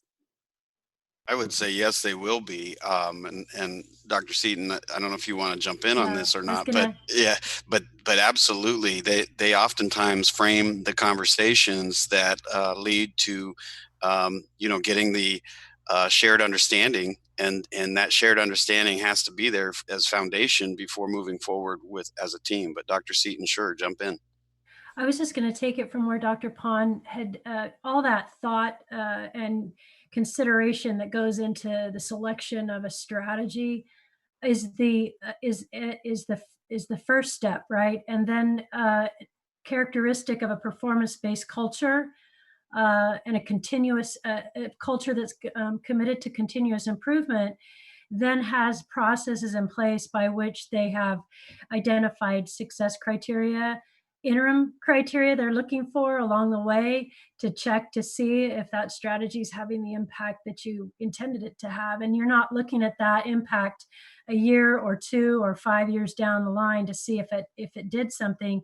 You're actually intentionally, before you even put it into place, say, okay, here's what I think we should see at this point and at this point. And that's the, looping it back to the data system, A lot of this is interim data. It can be survey data. There are other, there's all ways, a variety of ways to really measure it, but that's part of that infusion of research-based strategies and the transition to evidence-based.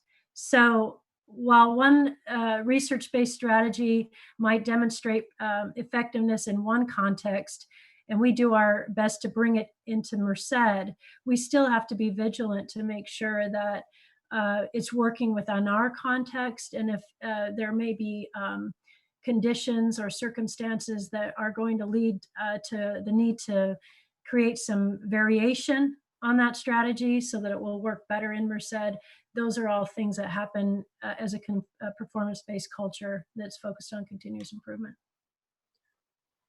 Yeah, I mean, I think that's just critical. I suspect Dr. Langdon would agree. This is a soft science at best, right? And so we really need to be informed by what others have, tried and failed at. Otherwise, what seems logical is just going to end up making us have to either recreate the wheel or make the same mistakes. So, I like that. I'm sure others have thoughts, so I will mute myself here for a second. Are there other comments or questions, guidance from the other trustees? Dr. Langdon? I'm just seeing it. I mean, I've got notes all over this piece of paper. I can't even read as anymore. Just really got lots of things bouncing around inside my head. So a couple things. I just have to go back and say how much I loved hearing from Donna and the impact of the ability to spend, walk a mile in the kids' shoes, right, in their tennies. So I just think the role of not just quantitative data, which is what you're talking about, but this qualitative, right, experience that to have the voices reflected, because numbers are important. And, looking at those graphs, it's sobering, it's brutal to get a real, not that anybody didn't know, but to see the 11 out of 16, that's not fun to see. Those are comparable institutions. Those aren't our aspirant districts. Those are people who are doing better than we are with what we kind of have. And so that's the data there, sort of, hit you in the face. And then you have to remember those, human experiences, that people are doing the best they can, right? This is a strange time, but the people are working really hard. So how do we, we're not going to get a big infusion of cash. How do we do better at what we're all here to do, knowing that people are every single day showing up and working hard? So lots going on. I think the idea then is that you change the culture. You're talking about deep, transformative changes that are really hard for people. So I was particularly struck by Mr. Collins' excitement around the investing in our leadership. Now you guys are totally singing my song. This is about moving from compliance to leadership. I heard you say this is about management versus leadership. We know management is making sure the trains run on time, and that's super important. But leadership is figuring out where we need to build the next set of tracks, because that's where we are going. And so to get people in that space to move out of management into leadership takes a huge investment. And it sounds like we're ready and willing to do that, which I am, music to my ears, really glad to hear. To move out of status quo into change is a really tough move. So invest in people, right? We need to make sure that, even the language, teacher efficacy, we use that language in my environment, talking with first generation college students about self-efficacy. You have to believe, you gotta believe first.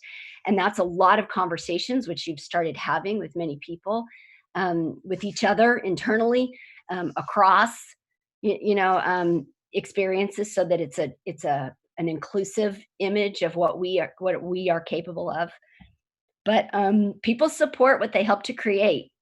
People support what they help to create. And so to go off and cook up something fabulous and bring it back, then I often find myself cramming it down somebody's throat because they didn't say they wanted this. So I think that my excitement needs to include a caution. And you may know this cognitively, but we constantly have to remind ourselves that lots of people have lots of experiences and have been doing all kinds of things. And so how do we make sure that we move everyone along in this, in this direction? And I think that's just constantly circling back and checking to make sure, does this make sense? Are you with us? What does this mean for you? To just these constant iterative feedback loops are important. So yes, I'm just excited. This is about investing in the people who can make this difference for our kids, and to really shift that current reality. I feel like I've been asking for data for 3 years, and now that I've seen it, I don't really want to see it. So it's good. It's really good. And now I want to see those bar graphs shift and those numbers move. And you've got a lot of numbers that you've thrown out, which is admirable and scary when you say a number and you pick a year and you hope that we're there when we get there. But I think that that's where you start. I've seen Ford versus Ferrari, so I know that Ferrari might not be the best, Mr. Collins. I drive a Subaru because it's safe, maybe a Prius because it's efficient, good for our planet. But I hear that we need to have better tools to do what I think the board has been asking for, which is really clear data. So I'm excited about a lot of this. I'm worried about, allocating resources to all of these things is going to be hard, and we're going to need to be clear about what we have and what we need to get to where we want to be. So I think the conversations will need to continue, but the initial just change in language is exciting, and I think that the kids will benefit. So I firmly believe that kids are at the center of what everyone's talking about. But yeah, I've talked enough. So that's my initial reaction. But I think I got a lot of the little notes that I have. I'm not even using sticky notes. It's all on one big piece of paper. So thank you for all this work. This is helpful. It's a very, very, what am I trying to say? Really,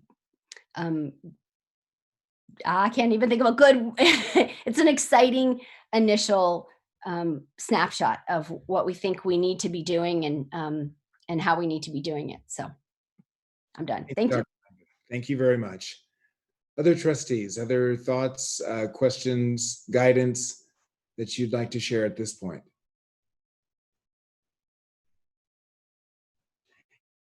Hearing none. Dr. Rogers, I'll jump in on two quick things if nobody else has anything. Dr. Langdon raised a good point that I had meant to talk about earlier. I don't know if it's part of this conversation, but I would agree that we probably do have unproductive resources. I think there does need to be some kind of an audit, for lack of a better word, about what are the things that we used to do that we're walking away from and no longer require line items in our budget. That's going to be the responsible thing to do, particularly with the COVID situation. But also, we don't need to be diverting people's attention and energies, right? So that's one part. Two, and I know this is not the distance learning discussion, but Mr. Collins raised a very important point. I think the best case scenario is that the first day of school in the middle of August, the parking lots are jammed. People are taking pictures with their kids in front of school. I'm very concerned that that's the opposite of reality. I can just share with this group, on Thursday, I was in a conversation under a very different set of circumstances with the bench of the Eastern District. And, they reported that we're not starting jury trials until mid to late September. And the reason is not that the court isn't ready. They're not comfortable bringing people into a jury pool. And these are folks who are looking at federal data. So you know, just again, encouraging, I know we're transitioning now to what does summer school look like? What does the first day of school look like? But whatever that continuous cycle of improvement looks like for our distance learning programs, you know, thank you all for not saying, oh, we got 3 months, we'll deal with it later. I think we really need to be getting ready now to have this normal be a little bit like the normal it's going to be when school starts. And if I may just jump in Oh, on please. that, I think it's important too for community stakeholders, everybody to hear that absolutely all of those things are being discussed, planned, plan A, plan B, plan C, whether it be for summer or fall.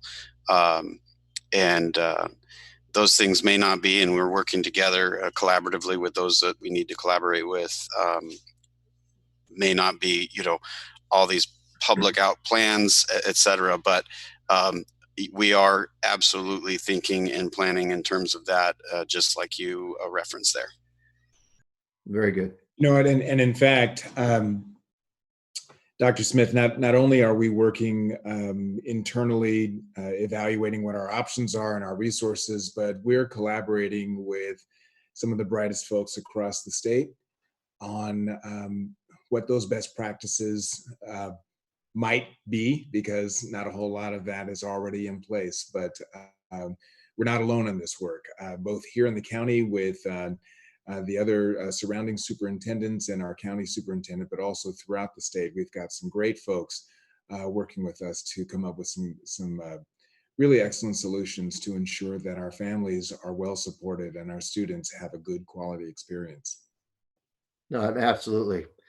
And unfortunately, you know, this is a good road test for the collaboration and feedback with everybody who makes a school district run, right? On the front end of this thing, I think we saw that our community is not uniform in their personal risk reward ratio, right? So even when it is safe, we may have issues with making sure everybody they feel safe. So I think that really again underscores kind of the collaboration, the conversation, the dialogue with everybody along the way, so that, as Dr. Langdon said, everybody feels invested in whatever the answer is when we get to the fall. Okay, thank you very much for that, sir. And team, we're going to actually move forward to the really the last section of the day. These are this is where we sort of summarize our commitments and crystallize any decisions that the board has made today. Make sure we haven't left any questions unanswered, or at least addressed, and find out if there's any other comments or reflection that the board wants to give me or my cabinet as we proceed. You've heard us talk about how we're going to ensure high quality teaching and learning for every student in every classroom every day. And even if that's a virtual classroom that happens over the internet, it is our commitment to ensure that that experience is really of the highest quality, and that we're going to do that by hiring, training, supporting, and retaining the highest quality staff. That's teachers, that's staff, that's administrators. By really creating an environment of learning. There's a series of academies, there's a series of site-based or school-specific networked improvement communities and job-alike communities of practice that go across the district and across the state that will support our people in understanding what are the best practices and how do they adapt that to this local context so that everybody has a great experience. You've heard us also say that all of this makes sense because we've learned a bit about staff efficacy, that when people feel great about what they're doing and they understand what they're doing, that they tend to do better and the results are better. But also because of the core belief and understanding that we know that students thrive, all students thrive as their needs are met, and that this organization will become expert at meeting their needs consistently consistently, even as they change and adapt, and as they range within the context of a given school or classroom. So we think that we have now a leadership framework. We have the means to identify key performance indicators, to track and monitor our progress and correct our course as may be needed. We think we have the guidance from the community and the support of the community. And certainly we think that we have captured the board's intentions and a leadership team that can actually execute on the board's goals and intentions. What have we missed? What additional guidance do you have for us today? And if not, don't worry. We're going to be back on a regular basis to hear from you, so you can keep us on the right path. Wow, thank you and your team for all this. I'm very pleased with what I've seen today. Like Shane, I'm interested to see how this, how we match up the resources to back all of this up. This is a great plan, but part of that reflection that's really important to me is reflecting on expenditures that support projects or programs we've already started, and making sure that this plan is successful. You know, this might be a time where, first off, we can say this is clearly a value of the boards. You know, recently you've taken steps to actually reduce the number and sort of fiscal commitment for administration.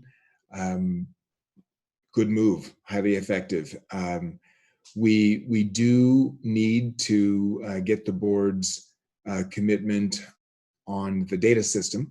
I know coming into the organization, this was a high value, high level of concern for the board. And you've heard us speak a bit about Forecast 5 as the platform that will allow us to significantly, I mean, it's a game changer in how we can improve our decision making and how nimble we are in that decision making and execution on issues related to human resources, issues related to the fiscal management and business services, and certainly the quality of teaching and learning in our classrooms and throughout our schools.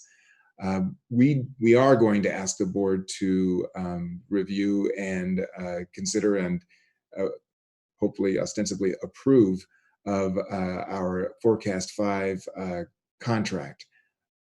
Doug, I'd like you to go ahead and speak to that if you would, please.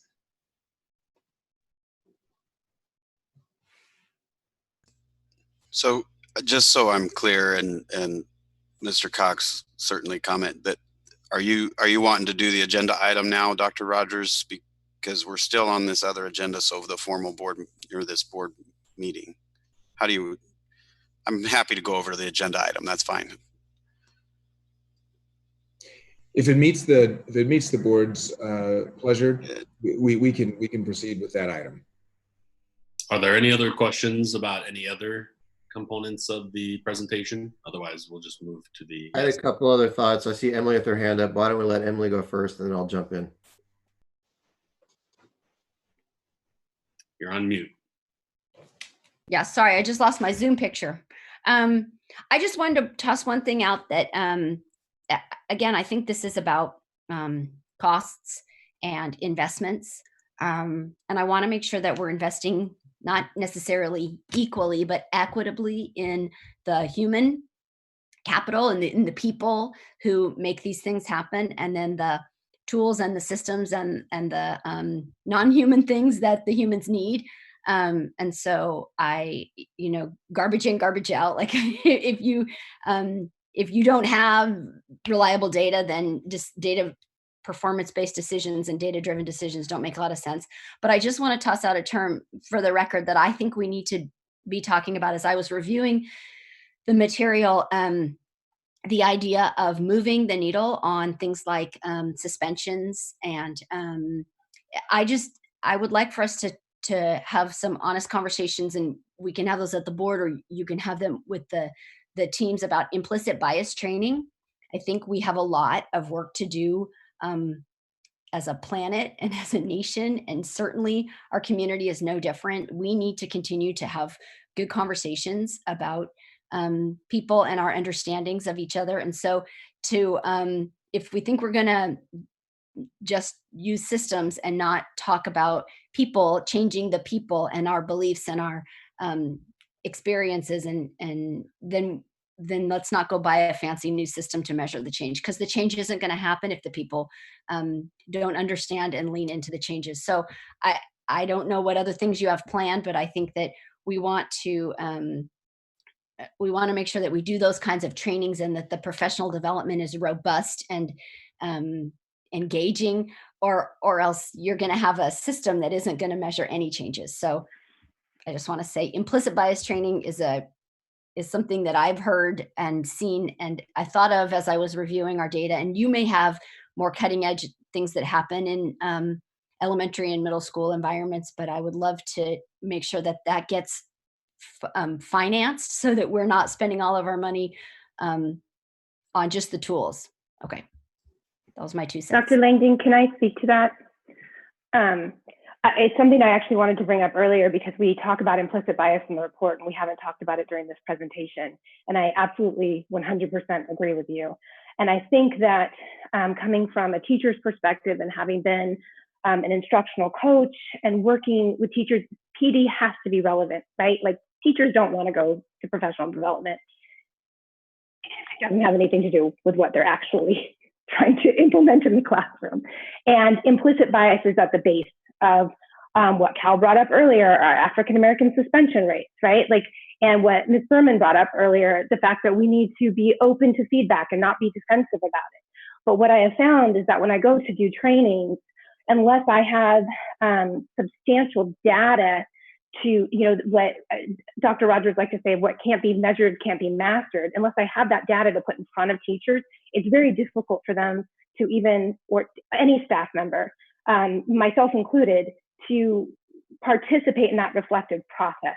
So the data gives us that base to then implement training such as implicit bias training, so that we can all take a look at our own trauma, our own experiences, our own perspectives that we bring, and how that might be impacting the way that we communicate and connect with our students. Absolutely. It's an iterative process, but we need both of those. So I'm glad to hear you say that. And it was in the documentation. It wasn't discussed today. So I just wanted to say that piece, but you're clearly all there. It just, there's no dollar item associated with those yet. So let's, let's be, I want to make sure that we invest in this holistically, so that we don't fund something and then we, end up not being able to fund the other pieces, because it's a puzzle, and you've got a lot of the pieces in this plan, which is important. I just want to make sure that we fully support it so that it can move forward, and we don't just fund something and not forget about the other pieces, or not have enough left over for the other pieces, right? That we're all in here, and we need to make sure all of those pieces get the attention they deserve. So thanks. Absolutely. Yeah, you can't get 5 Super Bowl wins in 10 years by believing that you're good enough. And that data is going to really make sure that we do bring that whole picture, as you were talking about, those iterative feedback loops maintained based on continuously providing the data, analyzing the data, and implementing progress based on it. Dr. Smith? Thank you, President Cox. Yeah, there were 3 things, but Ms. Hamlin and Dr. Langdon picked up on one of them. The advanced materials, I thought, did a very nice job laying out, as part of this whole strategy, disrupting not just things that aren't working, but biased policies and organizations that we have. I'm glad that this is going to be at the forefront. I think the board should really take a close look at the Behavior Intervention Center sometime in the near future, for a lot of the reasons that were outlined in the report. And, you guys can pick this up. I've got real concerns. This isn't that discussion now, but I'm glad that that is also a part of a performance-based, continuous improving look at our district is sort of what are we doing, not just what isn't working, but what are we doing wrong, to kind of get to the implicit bias. So let's make sure that stays at the forefront.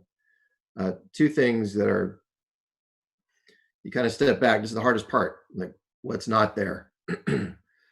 And to me, some things for you guys to consider as the plan develops. Number one, what is a productive role for outside actors?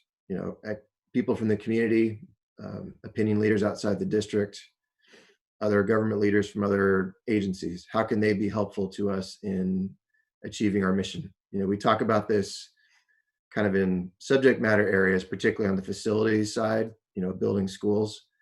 But I think, going back to Dr. Rogers' point early in our conversation, a theme from the community is they want to be involved in helping us win. And so there has to be tangible, productive, non-disruptive ways for people outside the organization to help. Let's give some thought to that. And then secondly, kind of in a similar vein, give some thought to what your trustees can do. We're not just to listen and give, legitimacy and oversight, but how else can we help you guys be successful for all of us? So maybe give some of those things some thought, and we can revisit that at an appropriate time in the future. Thank you, Dr. Smith. Your points are well taken, and trust me, there's plenty to do. So we'll be coming back to our board for help and guidance. Thank you. Thank you. All right, Ms. Kazakos or Mr. Lopez, do you have any comments before we move on to the next item?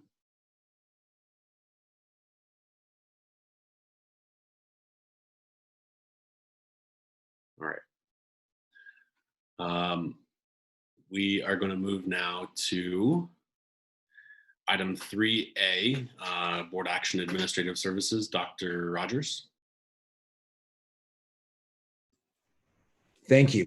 I am going to invite Associate Superintendent Collins to talk us through this particular item. Thank you. Thank you, Mr. Cox and Dr. Rogers.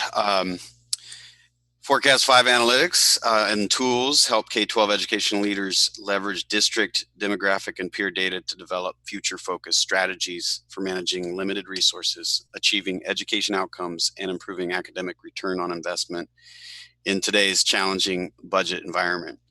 With that information, as well as all of the information I'll previously discussed, I'm bringing not a Ferrari, but actually a Prius to you. But the recommended action is, it is recommended that the Board of Education approve the contracts with Forecast 5 Analytics to provide services for the 2021, 2021-22, and 2022-23 school years. All right, is there a motion? So moved.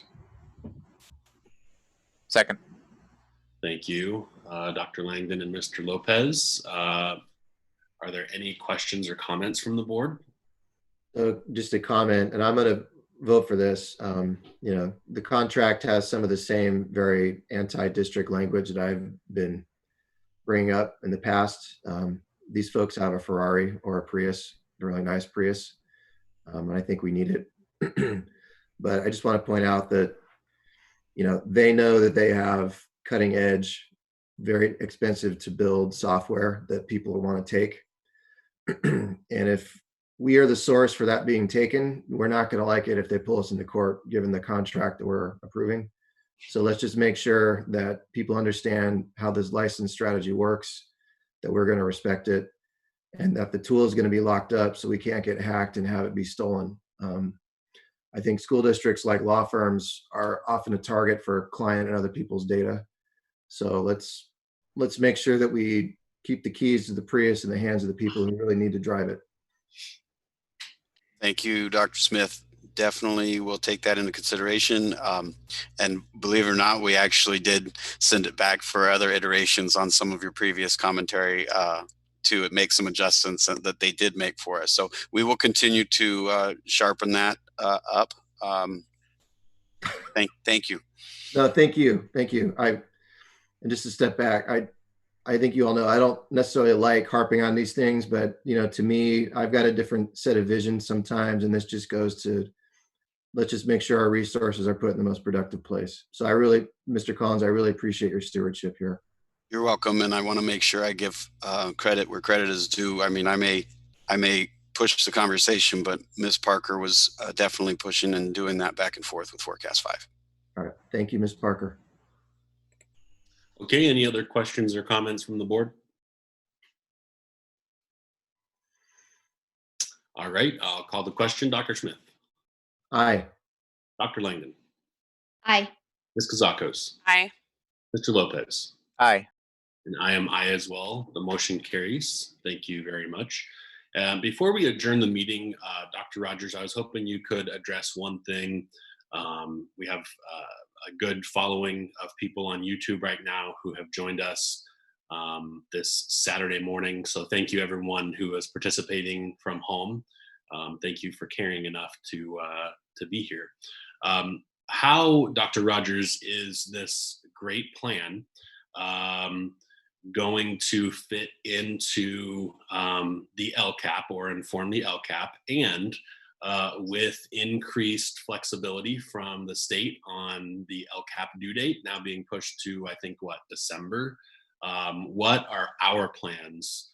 Are we on a normal timeline? Are we taking advantage of the extension? Can you give everyone an idea of how the LCAP and by extension the budget are going to play in with this? Absolutely, thank you. So the short answer is that there will be very tight alignment between this plan and the LCAP and the budget development. I appreciate the LCAP development process because of the extensive stakeholder engagement that coincides with it, and the ongoing data use to evaluate the effectiveness of our efforts. So the goals that you see in the work that we discussed today will be integrated with the conversation of the LCAP. There won't be any space between those. And I spoke of changes, adaptations as we move forward. Those kinds of things will be seen in the LCAP. All of that will be captured in the LCAP, and it'll be supported by the budget. We have an extension of time on the LCAP development all the way till December. We also have some extensions on the budget. So our thinking now and moving forward has got to be somewhat flexible. So what the board has done today is you've committed to a framework for action, and you have identified some performance outcomes, key performance indicators, ways for us to get at that work. Greater detail will come out in the budget, greater detail will come out in the LCAP, and we will adjust our strategic framework as we proceed throughout the coming months and even years. Okay, thank you. Is there anything else from my fellow board members before we adjourn? Yes, Dr. Langdon. I just, uncertain times, right? This is, it's so interesting that we're able to do this forward thinking while still in kind of crisis management mode. Like, these are two very different parts of the brain and, parts of our heads and hearts that are operating really simultaneously. So I just want to kind of commend everyone who is like making sure meals are going out and kids are being fed this week, and planning to get data through 2023. Like, we should all be exhausted, right? This is hard and good work. And I just want to issue my reminder, which I have said before, in times of change, which we are in, and this long-term, trying to create a different culture is hard, and it's long-term work, and you must communicate relentlessly. And so the more we can communicate, the more the district is visible, the leadership is visible, people know what's going on, the less gaps we get to fill with our own imaginations. So, when we have information, I appreciate when you push it out. When we don't know, it's helpful to say, we don't know yet. Here's the time frame for you to expect that information. Just relentless ongoing. You can't over communicate at this point in time. So I appreciate in advance all the work that you will continue to do to make sure that these initial endeavors are successful. So thank you. Thank you. Many, many thank yous. Thank you, Dr. Langdon. And I agree. I think that communication with employees and the general public, though, I think that's a tremendous sign of respect when you really include them in the process. People just want information. So thank you. I appreciated your communication about the changes at the district office and the cabinet that you had sent out to staff. So that's some wonderful, good start. So thank you very much. Anything else from the rest of the board? Ms. Kazakos, are you good? Perfect. And Mr. Lopez, you're all good? Yeah, I'm good. I just want to say thank you again for putting together this report, and I'm just looking forward to the work ahead. Perfect. Dr. Rogers, anything else? You know what? There is one more thing. I really just I want to point out. What do you think about this cabinet, huh? Aren't they great? I'm so proud of this team and the cabinet members that we also mentioned earlier, Doug Williams and Greg Blount, Kevin Smith, and then so many staff and at the school sites and throughout the organization.